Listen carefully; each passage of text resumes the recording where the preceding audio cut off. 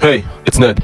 Welcome to Tag Tutors, where I'll be showing you step-by-step guide on how to ace GCSE equation. This applies for all specifications: AQA, EdXL, OCR, doesn't matter. Get a pen, a paper, and listen.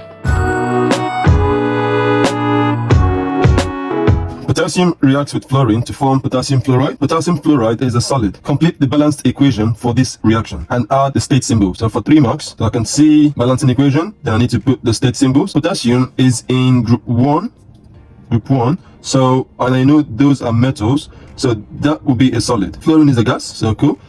Potassium fluoride will also be a solid. Now, to balance it, I have 2 fluorine, I have 1 fluorine, 1 potassium. So I can put 2 here. Now I have 2 potassium and 2 fluorines. Now fluorine is balanced because 2, there's 2.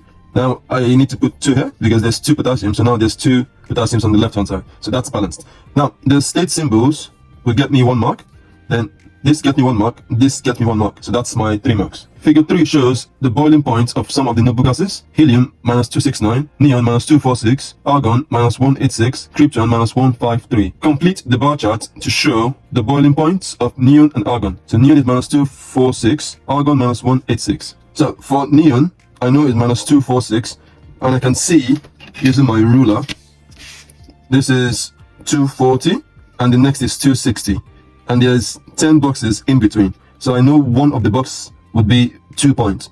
So -242, -244, -246. So my neon would be here. That's -246. Argon is -186. So I have 180 here.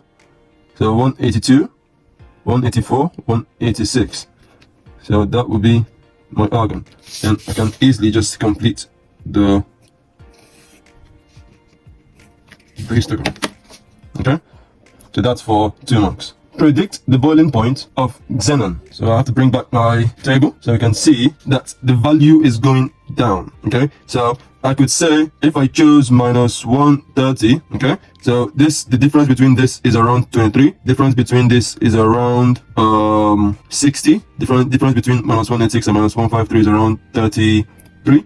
So if I chose anywhere between -130 to let's say -90, okay, that would give me a good answer. So go back to my question. So boiling point of xenon will be anywhere between -130 to 90. So you choose any one of them. That would get you the 1 mark. Balance the equation for the reaction between sodium and chlorine to produce sodium chloride by putting numbers in the spaces provided. So it clearly says put numbers in the spaces provided, and for 2 marks. So 1 mark could be for this, 1 mark could be for this. Sodium is 1, sodium here is 1, okay. Chlorine here is 2, chlorine is 1. So I can put 2 here. Now sodium here is 2, chlorine is 2 as well, so chlorine is balanced. So for sodium to be balanced, I simply need to put 2 here. So there's 2 sodiums, 2 sodiums. So this is balanced now. In an experiment to make sodium chloride, the yield is 2.5 grams. The theoretical yield of sodium chloride is 4. Calculate the percentage yield of sodium chloride for 2 marks, and it says calculate. So I need to show my working out. So 1 mark, you show working out, 1 mark for my answer. So the percentage yield would be 2.5 divided by 4.0 times 100, because it says percentage. So that would give me 62.5%. Sodium chloride has a high melting point. Sodium chloride does not conduct electricity when solid, but does conduct electricity when molten. Complete the sentence by putting a cross in the box next to your answer. These properties show that the structure of sodium chloride is NaCl. Sodium is a metal, chlorine is a non-metal, and when metal bonds with a non-metal, that is an ionic bond. So my option would be option A. Calculate the relative formula mass of sodium chloride. So that would be the atomic mass of sodium is 23 plus the atomic mass of chlorine is 35.5. So that would give me 58.5. So answer 58.5 for 1 mark. Calculate the percentage by mass. Percentage by mass of magnesium, so that's what we're looking for, in magnesium sulfate. So percentage is mass of magnesium, which is 24, divided by mass of magnesium sulfate, so that would be 120, and it says percentage, that's times 100, so that would give me 20%. Okay, for 2 marks, and it says calculate, so 1 mark for showing my working out, 1 mark for my answer. The formula of a molecule ethane is C2H6. Give the empirical formula of ethane. Empirical formula means the simplest form. Okay, and this is for 1 mark. So the simplest form of C2H6, divide that by 2, because 2 and 6 can be divided by 2. So I get C1H3. So my answer would be C1 and H3. So that would be the empirical formula for ethane. Ethane is a simple molecule covalent bond.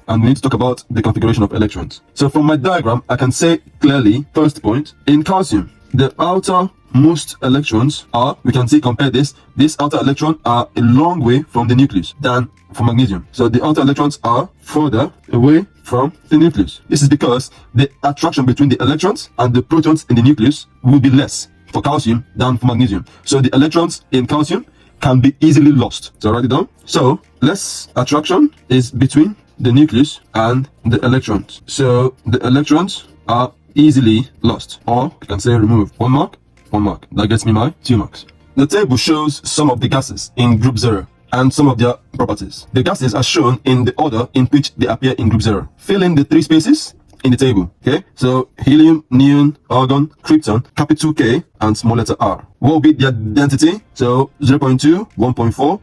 So this will be between 1.5 and 3. So my value would be between 1.45 and 2.99. So any value in between that gets me my mark. Some light bulbs contain a metal filament. These light bulbs are filled with argon. Explain why argon instead of air is used in these light bulbs. For 2 marks, and it says explain, so I need to give reason. So 1 mark for my point, 1 mark for my reason. So my first point would be, what do I know about group 0 elements? I know that all of them are inert. So I can say argon is inert, and that means unreactive. Why is it unreactive? Remember, I need to give a reason. This is because it has a full outer shell. Okay, I'm giving my point for 1 mark. I'm giving my reason for 1 mark. Figure 9 shows the melting point and boiling point of elements in group 7. Okay, temperature, figure 9, room temperature. Melting is dark, boiling point is the lighter shaded ones. Okay, cool. Give, using figure 9, the boiling point of bromine.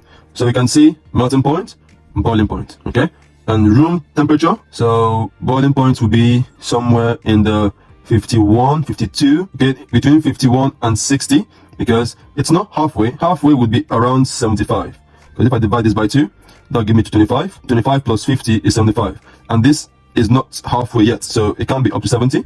So I would say between 51 and 70. That will get you your 1 mark. State which 2 elements from figure 9 are solids at room temperature. So I can see solids at room temperature, certainly not chlorine, this would be a gas. Bromine at room temperature would be a gas because it has a melting point below 0. So the 2 that have melting points above 0 is iodine and astatine. So my answer here would be iodine and astatine because they have melting points above 0. The periodic table is very useful to chemists. Why is it useful? Because it is a table of elements. That's 1 mark. That's an easy 1 mark. Complete the sentence by putting a cross. Okay. Group 1 in the periodic table contains transition metals, no. Noble gases, no. Halogens, no. Alkali metals, that's for 1 mark. The table shows some of the gases in groups 0 and some of their properties. The gases are shown in order in which they appear in group 0. So here's the table. So we've done this before, so I can just quickly go through this. This will be 1.4, 5.2, 2.99, capital K, small letter r. So the table shows some solids and some properties of solids. Draw 1 straight line from each solid to properties of that solid. Iodine is a soft metal. Iodine, no, is not a metal. A gray solid that forms purple vapor. Yes, iodine forms purple vapor. Potassium is a solid because it's in group 1. So it will be a metal. Potassium is a metal. Copper is a red brown solid that would react to form blue compounds. Okay, so yes. Chlorine, bromine, and iodine are elements in group 7. Chlorine is toxic. States 1 safety precaution that should be taken when using chlorine in the lab. For 1 mark, so if chlorine is toxic, so that means it shouldn't touch your skin, and also you should not breathe chlorine in. So how can we avoid doing those 2 things? You can use a fume cupboard, okay, to extract the chlorine, or you can also wear gloves. This question is about the noble gases. State in terms of outer shell electrons why noble gases are unreactive. Okay, and I know for 1 mark it says state, so I need 1 answer. They have a full or complete outer shell electrons.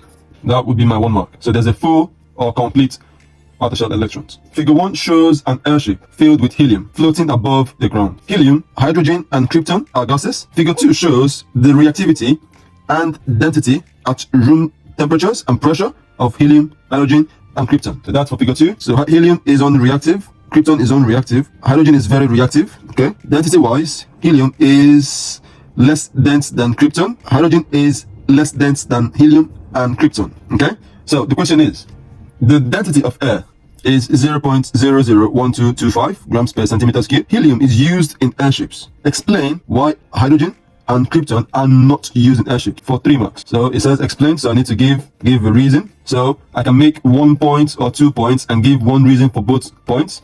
Okay, so I can say that hydrogen from the table is very reactive, so it is easily flammable. Okay, so that is dangerous on its own, so we can't use hydrogen. Point 2, krypton is more dense than air because it has a density of 0.00, krypton has 0.0038. that is more than air, so the airships will not float.